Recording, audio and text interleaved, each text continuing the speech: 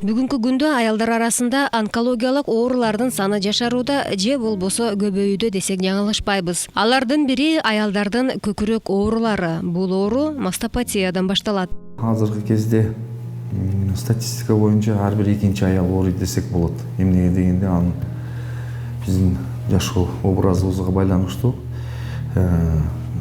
бирден бир себеби мастопатиянын болушунун себеби. Эми биздин аялдар илгерки замандагыдай көп төрөбөйт.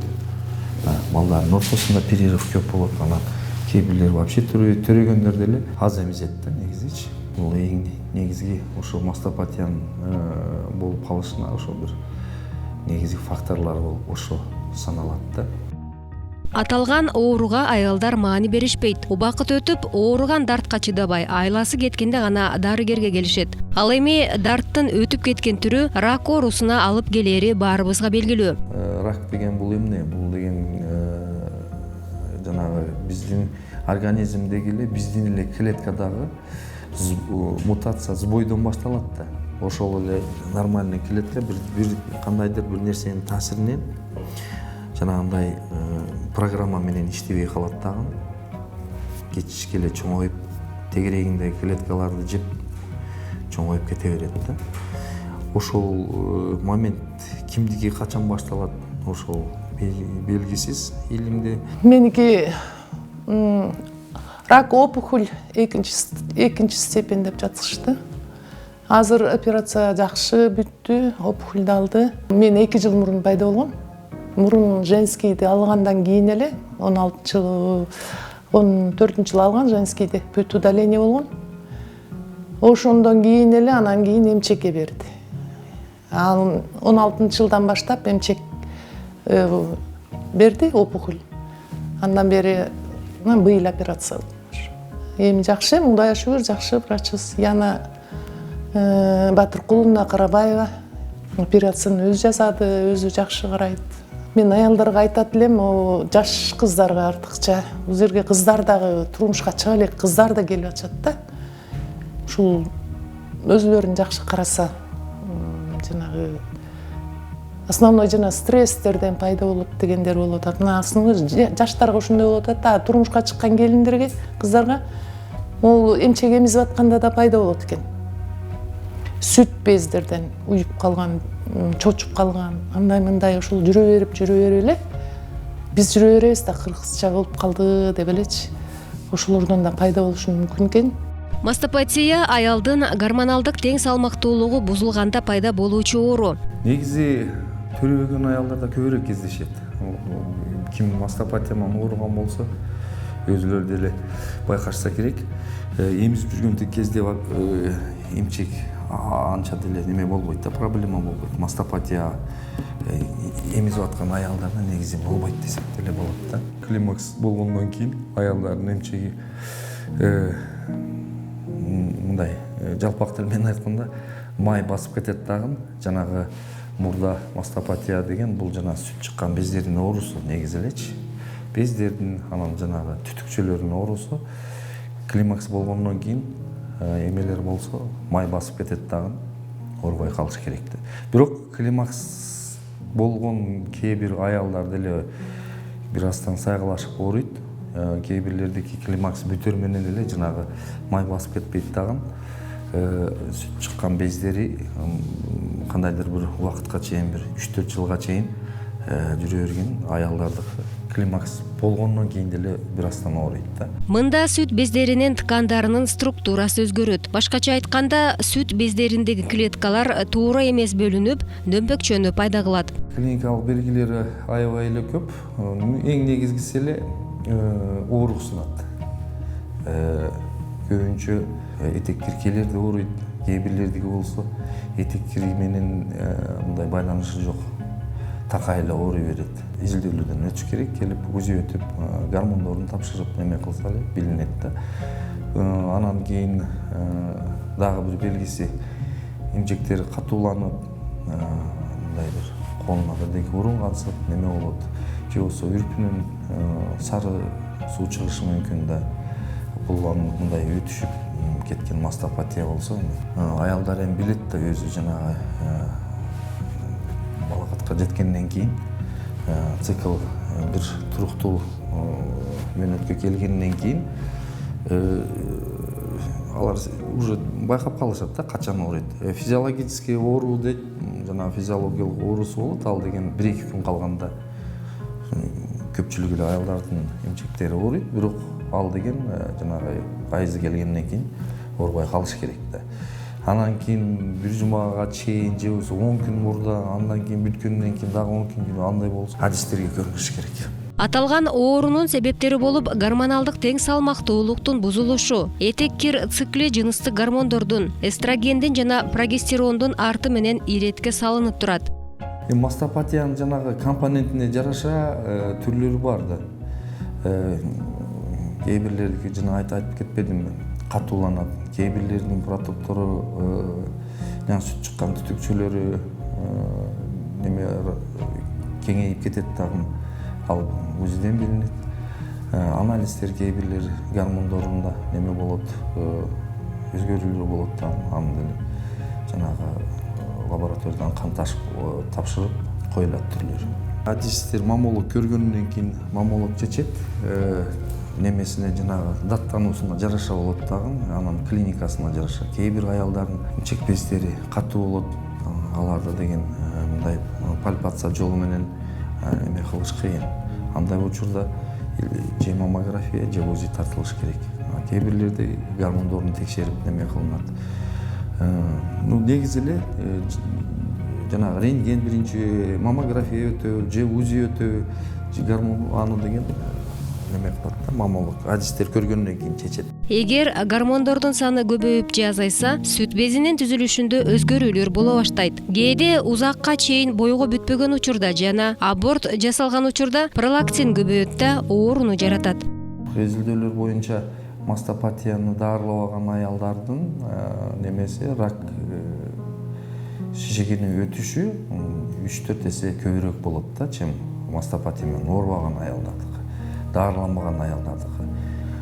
Жанагынтип эле мастопатия бар десе эле бардыгы эле жанагынтип коркуп кылып паника болбош керек, мен рак болот экен деп. Бирок негизи эси жана эмчегиңде проблема болсо, анын жарым жылда бир жолу келип көрүнүп дарыланып турган эле жакшы да. Мен келген негизи мен февралдан бери көрүнүп атам. Бул менин экинчи операциям.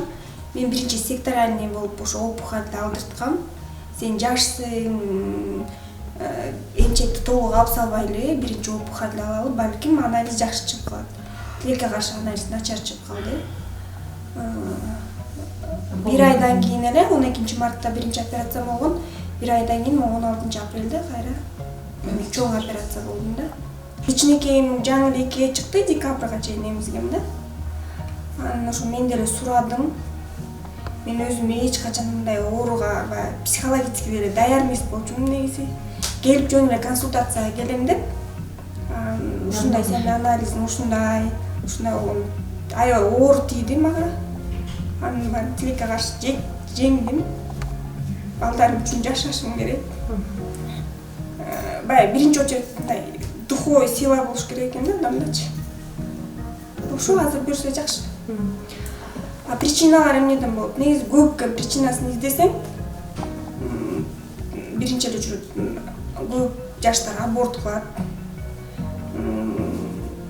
Туура эмес питание, стресс, в основном көп экен да. Причинасын издеп отурбай, наоборот, оору менен күрөшкөнгө аракет кылат деп да баштарчы.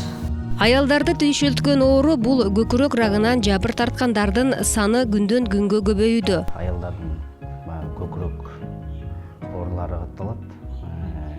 Андан сырткары баягы жатынын моюнчасы оорусу, рак оорулары.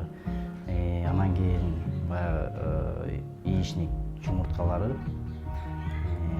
Анан ушулардын баягы ар бирин мындай бөлүп кетсек, биринчиден онкологиялык оорулардан ошо аялдар арасындагы биринчи орун ошо рак молочной железы, рак ошо көкүрөк оорулары боюнча саналат. Бизде азыр ошол көрсөткүчтү азайтыш үчүн иш-чаралар болуп, Ошко цифровой маммограф, Бишкекте 3 цифровой маммограф коюлган. ошол булардын баардыгы жанагы эмчек залал шишигин эртерээк табуу эмесинде эмне дегенде стадиясы канча эрте табылса аялдар үчүн кийинки жашоосуна эмеси көрсөткүчтөрү жакшы болот да. Бирок тилекке каршы бизге жанагы 3-4 стадия менен келгендердин эмеси кээ бир жылдары 45%га чейин чыгып кетип атат көрсөткүчтөр. Биздин маммологиялык борбор жыл ката ар түрдүү акцияларды өткөрүп турабыз. Эртерээк аныктоо, жөн эле профилактикалык немелерди, текшерүүлөрдү жүргүзөбүз. Жана мектепке чейинки эмедеги иштегендерди, мектепте иштеген мугалимдерди жыл сайын эми жанагындай чоң организациялар болсо, аялдар көп иштеген болсо барып же болбосо бул жака чакырып текшерүүдөн өткөрүп турабыз. Бул кандай дарт, эмнеден улам пайда болот? Эми булар эң биринчи эле баягы наследственности деп коет. Экинчиден баягы бир нерселерди баягы уруп алып же бир жерге баягы кагылып алып ушундайдын кесепетинен келип чыгышы. Андан сырткары көбүнчө азыркы аялдар баягы гормональный нарушение деп коет бизде гормон жактан. Негизи биз эме кылабыз 30дан кийин келиндерди такай эле айтабыз. Бир жылда 2 жолу эме кылбаса деле, оорубаса деле УЗИден өтүп койгула өзүңөр үчүн деп. Эми бир 300-400 сом болот УЗИси. Бул ден соолук үчүн анча деле көп акча эмес болуш керек.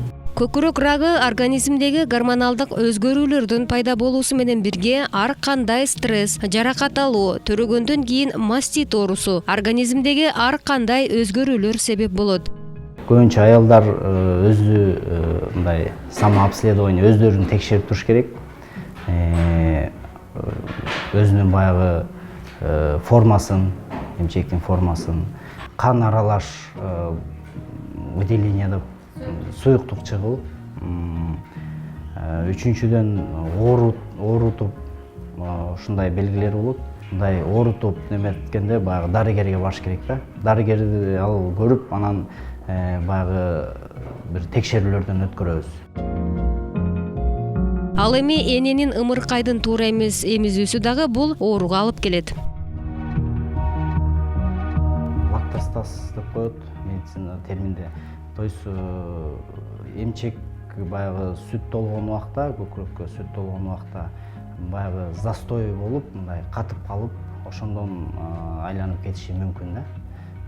Бул көбүнчөсү баягы температура болуп, мастит деп коет мунчу, баягы эмчектин воспалениясы деп коет.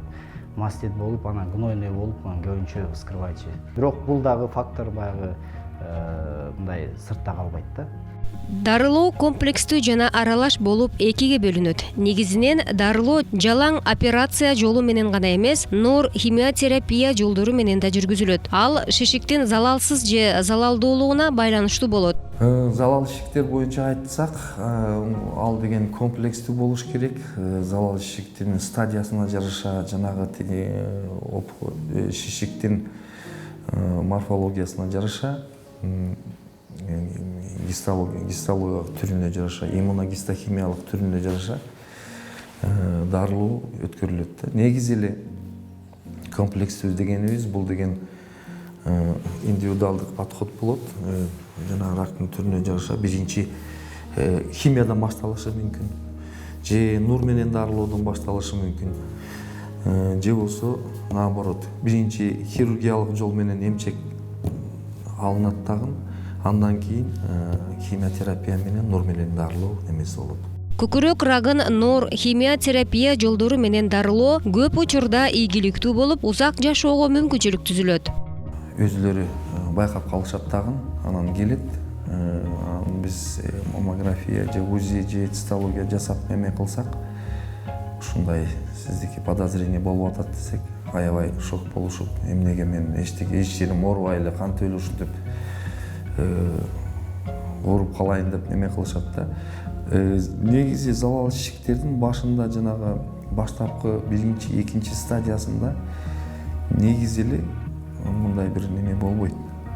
Жанын кыйнап же бирок белгилери бар. Залал шишиктердин немеси. Биринчиси бул колго катуу урунат кармап көргөндө. Андан кийин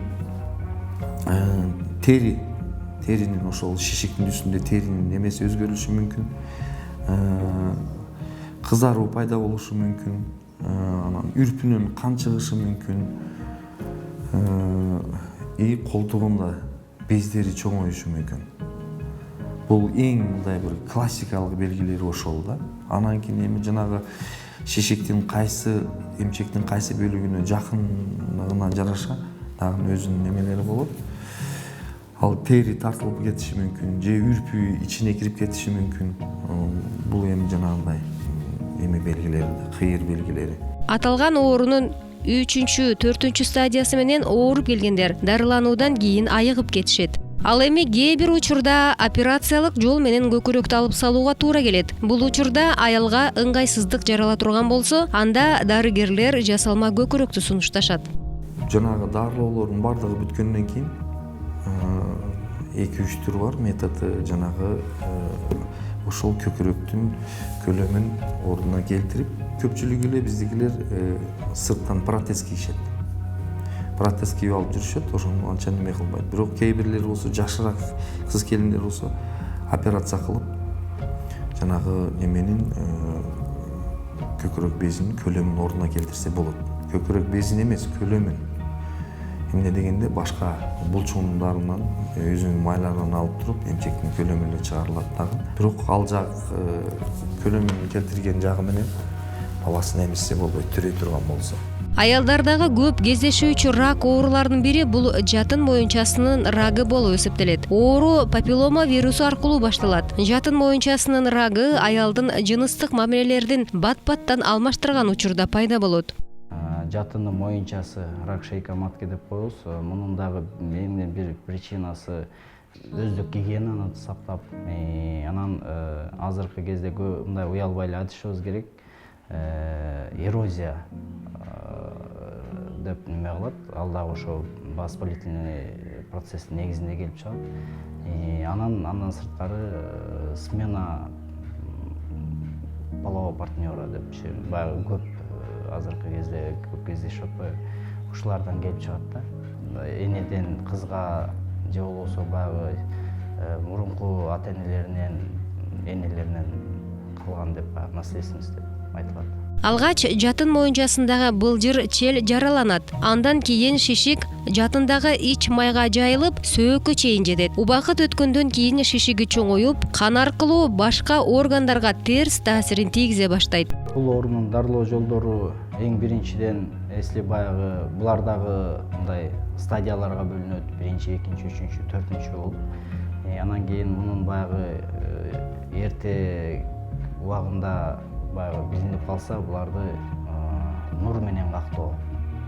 Оору ооздон кирет демекчи, ар бир оору көбүнчө туура эмес тамактануудан пайда болот. Демек, бул илдетке кабылгандардын тамактануусу кандай болуусу керек? Мөмө жемиштер. Эмчек болсо жанагы эменин капустанын любой түрү, майлуу тамак жебей, вести кармоо, активдүү образды алып баруу, тамеки, спирт ичимдиктери, кофе аялдарга көп ичпеген эме болот да, жакшы болот. Негизи эле жанагындай эмеси бар, витамин, минералдык эмелери көп тамактарды жеген да. Дени сак улут бул күчтүү мамлекет. Ден соолукта болуңуздар.